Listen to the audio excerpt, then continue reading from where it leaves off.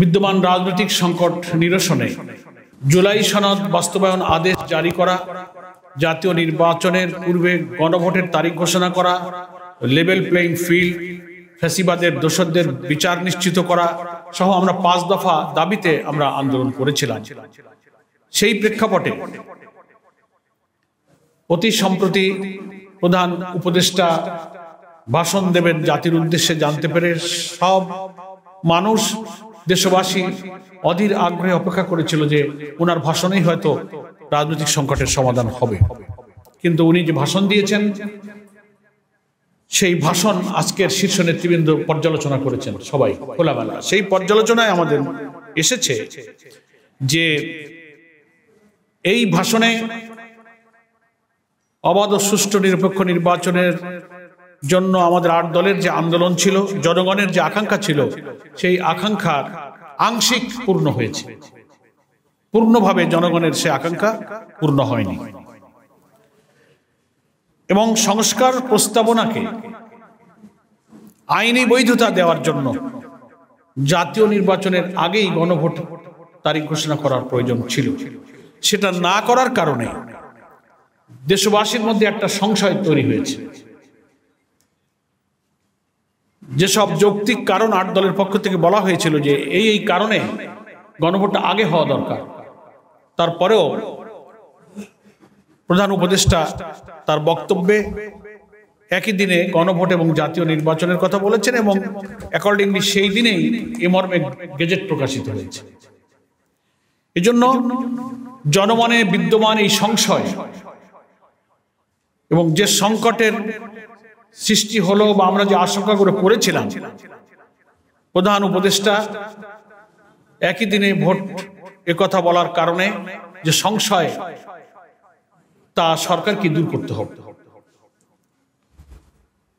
যে সমস্যাগুলো কথা বলেছিলাম তার কি সমাধান এবং যে সংশয়, সেটা সরকারকেই ঘোষণা দিয়ে দূর করতে হবে। আমাদের শীর্ষ নেতৃবৃন্দের বৈঠকে এটা পর্যালোচনা হয়েছে। এরপরে আমরা মনে করি যে আমাদের যে 5 দফা দাবি, তার দাবিতে আমাদের কর্মসূচি অব্যাহত থাকবে।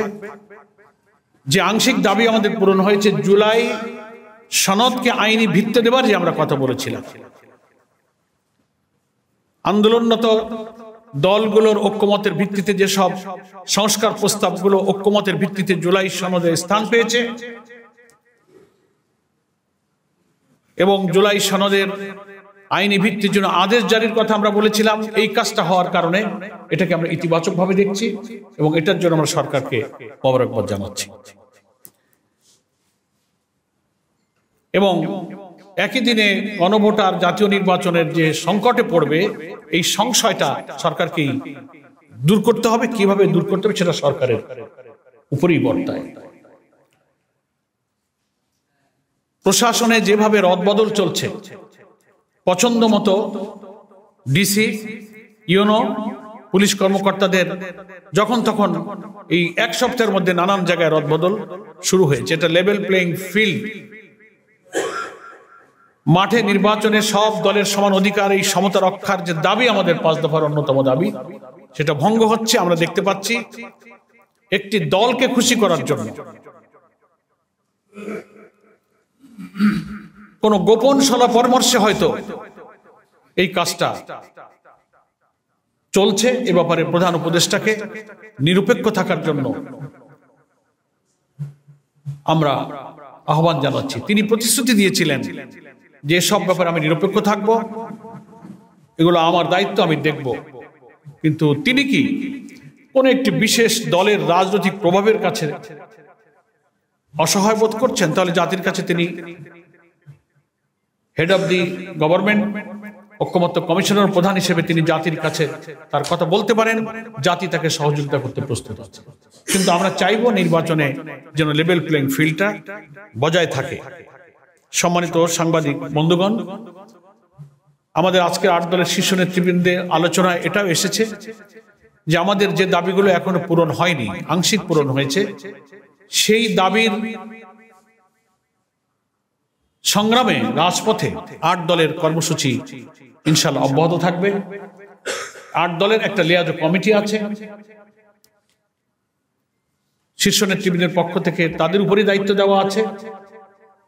এই সব দাবিতে পরবর্তী কর্মসূচি স্থির করা এবং ঘোষণা করার দায়িত্ব 8 দলের শীর্ষ নেতৃবৃন্দের পক্ষ থেকে 8 দলের লিয়াজো কমিটি পরবর্তী বৈঠকে বসে সেই কর্মসূচিগুলো আলোচনা করবেন এবং তারা ঘোষণা করবেন। আমরা মনে করি যে দেশের অধিকাংশ জনগণের অনুভূতি আকাঙ্ক্ষা সরকারের রিয়ালাইজ করা উচিত। অবাধ এবং সুষ্ঠু নিরপেক্ষ নির্বাচনের জন্য জুলাই অভ্যুত্থানের 1 সাগর রক্তের বিনিময়ে অর্জিত একটা নতুন বাংলাদেশের এই স্বপ্ন যেন পূরণ হয়, সেজন্য জনগণের আকাঙ্ক্ষার দিকে আমরা সরকারকে গুরুত্ব দিতে বলবো। তিনি যেন কোনো রাজনৈতিক চাপে আমাদের এই সম্ভাবনাময় নতুন রাষ্ট্র কাঠামোর ভিত্তিতে একটা নতুন বাংলাদেশ গড়ার এই প্রচেষ্টা যেন কেউ ভেস্তে দিতে না পারে, এজন্য আমরা সরকারের কাছে 8 দলের পক্ষ থেকে আহ্বান জানাচ্ছি। 8 দলের শীর্ষ নেতৃবৃন্দ একমত হয়েছেন যে জুলাই সনদের আইনি ভিত্তির প্রয়োজনে যে গণভোটটা যখন হবে, এই গণভোটের সংস্কারের পক্ষে আমরা সবাই হা বলবো এবং জাতিকে আমরা হায়ের পক্ষে ভোট দেওয়ার জন্য উদ্বুদ্ধ করব। কারণ আমরা সংস্কারের পক্ষে ছিলাম। গুরুত্বপূর্ণ মৌলিক যে সংস্কারগুলো গণভোটে যাচ্ছে কমিশনের পক্ষ থেকে, তার অনেক সংস্কারের ব্যাপারেই একটি দল বিরোধিতা করেছিল। আমরা কিন্তু সেই সংস্কারগুলো চেয়েছিলাম। সেই কারণে আমরা এই সংস্কারের পক্ষে আছি এবং আমরা দেশবাসীকে এই সংস্কার প্রস্তাবের পক্ষে হা ভোট দেওয়ার জন্য একই সঙ্গে আমরা আহ্বান জানাতে থাকব এবং সরকার যেন এই সংস্কার প্রস্তাবগুলো জাতির সামনে তুলে ধরেন যে কি কি সংস্কার করা হচ্ছে, কি বিদ্যমান রাষ্ট্র ব্যবস্থায় আছে আর কি নতুন হবে, চমৎকার করে সুলিখিতভাবে ওয়েবসাইটে হোক, ইলেকশন কমিশন তার ওয়েবসাইটে পাবলিক করতে পারেন। সরকার এগুলো প্রচারপত্র বিলি করে জাতীয় প্রচার মাধ্যমে ব্যাপকভাবে প্রচার করে জনগণ যেন এই সংস্কার প্রস্তাবের পক্ষে হা বলতে পারে, তার প্রয়োজনীয় উৎসাহ দেওয়া, প্রয়োজনীয় ব্যাখ্যা বিশ্লেষণ করে জিনিসটাকে সহজ করা দরকার। এত ব্যাখ্যা এবং এত কথা প্রধান উপদেষ্টার বক্তব্যের মধ্যে আছে, সাধারণ স্বল্প শিক্ষিত মানুষ এই সব সংস্কারের ইন্টারনাল এই সমস্ত গুরুত্বপূর্ণ বিষয়গুলো ব্যাখ্যা বিশ্লেষণ কিন্তু খুব কমই বোঝে। এটাকে অতি সহজ করে কিসে আমরা হা বলতে যাচ্ছি, সংস্কারে গৃহীত সব বিষয়গুলোকে অতি সহজ করে ভোটারদের কাছে, দেশবাসীর কাছে সরকারকেই পেশ করতে হবে। ধন্যবাদ আপনাদের। আমরাও দেখতে পাচ্ছি অনলাইনে একটা দলের কর্মী বাহিনী প্রথম দিকেই তো ন্যায়ের পক্ষেই প্রচারণা শুরু করেছিল, অনেকে না বলছেন। তো এটা দিয়েই প্রমাণ হলো যে জাতিকে নতুন রাষ্ট্রে উজ্জীবিত করে একটা নতুন অভিযাত্রায় সংস্কারের কারা বিরোধিতা করছে, কারা না, এটা তো জাতি চিনতে পারলো। গোটা জাতি সংস্কারের পক্ষে, আর যদি কেউ এটার বিপক্ষে যায়, জাতি নিশ্চয়ই তাদেরকে প্রত্যাখ্যান করবে। আর আমার সাংবাদিক বন্ধু যে প্রশ্ন করেছেন যে 3 জন বিতর্কিত বা সরকারকে মিসগাইড করছে বলে আমাদের একজন নেতা যে বক্তব্য দিচ্ছেন বা আমরাও বলছি, সবকিছু ফর্মালি রাষ্ট্র রাজনীতি নানান সংস্কৃতিতে সবকিছু ফর্মালি কিছু বলা যায়, আবার কিছু ইনফরমালি বলতে হয়। তো যদি আমরা প্রয়োজন মনে করি, আমরা তখন সময় মতো সেটা বলবো। এর তথ্য প্রমাণ আমাদের কাছে আছে। কিন্তু আমরা মনে করি সরকারের ব্যাপারে সজাগ থাকবেন। সরকারের নোটিশেও আছে। আমরা প্রধান উপদেষ্টার সঙ্গে যখন সাক্ষাৎ করেছি, আমরা খোলামেলা তার সামনেও কিন্তু যথেষ্টভাবে প্রকাশ করার চেষ্টা করেছি। আশা করি জনগণের এই পারসেপশনটা সরকার উপলব্ধিতে নেবেন এবং কোন উপদেষ্টার দলীয় ভাবে প্রভাবিত হয়ে মিসগাইড করার কোনো কথা শুনলে আশা করি প্রধান উপদেষ্টা যে রাজনৈতিক প্রজ্ঞা, দূরদর্শিতা, যে স্যাগাসিটি, যে ফারসাইটনেস আছে, এটা দিয়ে বিবেচনা করে তিনি নিজেকে নিরপেক্ষ রাখার জন্য সজাগ থাকবেন, এটা আমরা আশা করি। আমাদের কর্মসূচি, আমাদের লিয়াজো কমিটির উপর দায়িত্ব আছে, তারা বসবেন এবং কর্মসূচি ঘোষণা করবেন। আমাদের আন্দোলনের সব দাবি তো পূরণ হয়নি, এই জন্য আমরা প্রোগ্রামে যাবো ইনশাআল্লাহ। আন্দোলন চলমান। হ্যাঁ,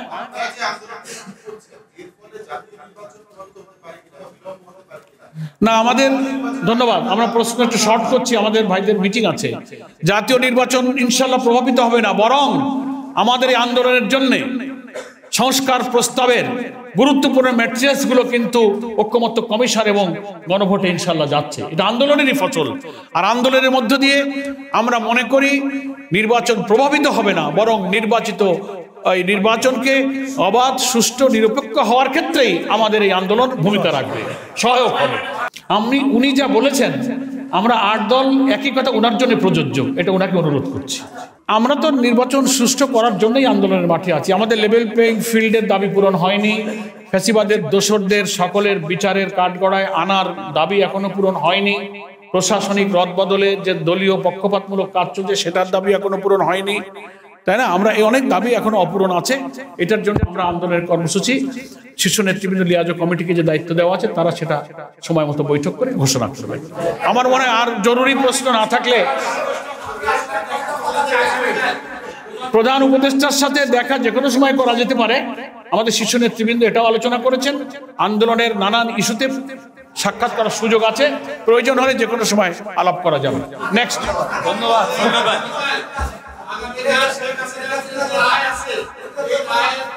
না, এটার ব্যাপারে আমরা হচ্ছে রাজনৈতিক দল, এটা সরকারের দায়িত্বের ব্যাপারে আমাদের কোনো দায়িত্ব নেই। এটা আইন তার নিজস্ব গতিতে চলবে, আদালতে মামলা চলেছে, সাক্ষ্য প্রমাণের ভিত্তিতে যারা জুডিশিয়ারিতে আছেন তারা রায় দেবেন। দেশে আইনের শাসন অন্তর্বর্তীকালীন সরকারের সময় আমরা যা দেখতে পাচ্ছি, নিরপেক্ষভাবে এই বিচার প্রক্রিয়া চলছে। ট্রাইব্যুনালগুলো একেবারে ওপেন, মানুষের কাছে খোলামেলা অনলাইনে বিচার কার্য সম্পন্ন করছেন। আগে যে সমস্ত রাজনৈতিক বিচার হয়েছে, সাজানো মামলা, সাজানো বাদী, সাজানো সাক্ষী, সাজানো এজাহার, সাজানো বিচারক, এই বিচার তো তা হচ্ছে না। ফলে এই বিচার প্রতি জাতির আস্থা আছে, আমরা আইনের উপরই আস্থা রাখি। ধন্যবাদ। আমরা মাঠে থাকবো ইনশাআল্লাহ। আমরা অতীতের কর্মসূচিতেও মাঠে ছিলাম, এবারেও এই ফ্যাসিবাদের আন্দোলনের কর্মসূচিতে নাশকতার কোনো সুযোগ এ জাতি দেবে না, আগের দিনেও দেয়নি, এটাও কোনো স্থানই পাবে না ইনশাল্লাহ। সামনে তারা এটা সুযোগ পাবে না। আমরা মাঠে থাকবো, আমাদের 8 দল মাঠে থাকবে ইনশাল্লাহ। সকলকে ধন্যবাদ। আসসালামু আলাইকুম ওয়া রাহমাতুল্লাহি ওয়া বারাকাতুহু।